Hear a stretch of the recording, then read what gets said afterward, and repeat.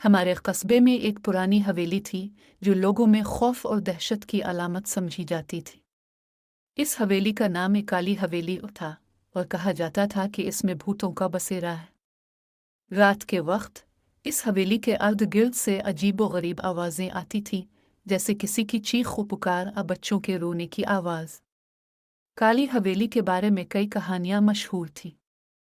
कुछ लोगों का कहना था कि वहां एक जालिम जमींदार रहता था जिसने बहुत से लोगों को बेदर्दी से कत्ल किया था। दूसरों का ख्याल था कि वहां किसी मासूम लड़की की रूह भटक रही है जिसे जमींदार ने जबरदस्ती कैद कर रखा था और उसके बाद कत्ल कर दिया था। कस्बे के लोग इस हवेली से दूर रहने की कोशिश करते थे, खास तौर पर रात के वक्त।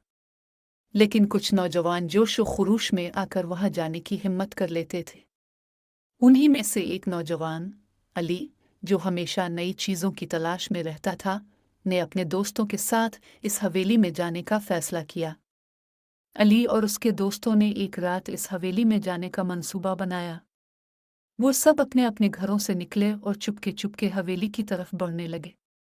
हवेली के करीब पहुंचते ही उनके दिलों की धड़कनें तेज हो गई। अली ने हवेली का दरवाज़ा खोला और एक सद हुआ का झोंका उनके चेहरों से टकरा गया। हवेली के अंदर का मंजर खौफनाक था। दीवारों पर कदीम तस्वीरें लटकी हुई थीं और फर्श पर गर्द की मोटी तह जमी हुई थी। अली और उसके दोस्तों ने टॉर्च की रोशनी में आगे बढ़ना शुरू किया। एक कमरे से दूसरे कमरे में जाते हुए वो अजीब व गरीब आवाज़ें सुनते रहे। आखिरकार वो एक बड़े कमरे में पहुंचे जिसके वस्त में एक पुरानी मेज़ रखी हुई थी। मेज़ पर कुछ पुरानी किताबें और कागजात बिखरे हुए थे। अली ने एक किताब उठाई और उसके सफ़े पलटने लगा। अचानक एक जोरदार आवाज़ आई, जैसे किसी ने जोर से दरवाज़ा बंद किया हो। सब दोस्त डर गए और उधर उधर देखने लगे। अली ने अपने दोस्तों को तसल्ली दी और कहा, कोई बात नहीं, ये सिर्फ हुआ का झोंका था। लेकिन दिल ही दिल में वो भी खौफजदा था। इसी दौरान एक दोस्त ने दीवार पर लगी हुई एक पुरानी तस्वीर की तरफ इशारा किया। तस्वीर में एक खूबसूरत लड़की की तस्वीर थी जिसकी आंखें बहुत ही पुरकशिश थीं, मगर उन आंखों में एक अजीब सा दुख और गम छुपा हुआ था। अली ने तस्वीर को गौर से देखा और फिर अचानक वो तस्वीर से हटकर एक कोने में पड़ी हुई एक संदूक की तरफ मुतवज्जे हुआ। इसने संदूक को खोलने की कोशिश की, मगर वो बंद था। इसने अपने दोस्तों की मदद से संदूक का ताला तोड़ दिया। संदूक के अंदर एक कदीम डायरी और कुछ जेवरात थे। अली ने डायरी उठाई और उसके सफ़े पलटने लगा। इस डायरी में एक लड़की की कहानी लिखी हुई थी जिसका नाम ज़ैनब था।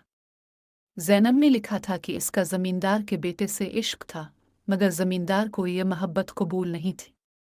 ज़मींदार ने ज़ैनब को कैद करके मार डाला था और उसकी रूह इस हवेली में भटक रही थी।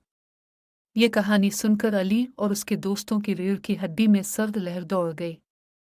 इन सब ने फैसला किया कि वो फौरन हवेली से निकल जाएंगे। मगर जैसे ही वो बाहर जाने लगे, हवेली के दरवाजे खुद ब खुद बंद हो गए। एक जोरदार आवाज़ में किसी के हंसने की आवाज़ आई। अली और उसके दोस्तों ने दरवाज़ा खोलने की कोशिश की, मगर वो नहीं खुला। अचानक हवेली की लाइटें बंद हो गईं और मुकम्मल अंधेरा छा गया। उन सब के हाथ पांव कांपने लगे। अली ने टार्च जलाई और देखा कि एक साया उनके करीब आ रहा है। वो साया ज़ैनब का था, जो उनसे मदद मांग रही थी। ज़ैनब ने अली से कहा कि वो इसकी रूह को आज़ाद कर दे।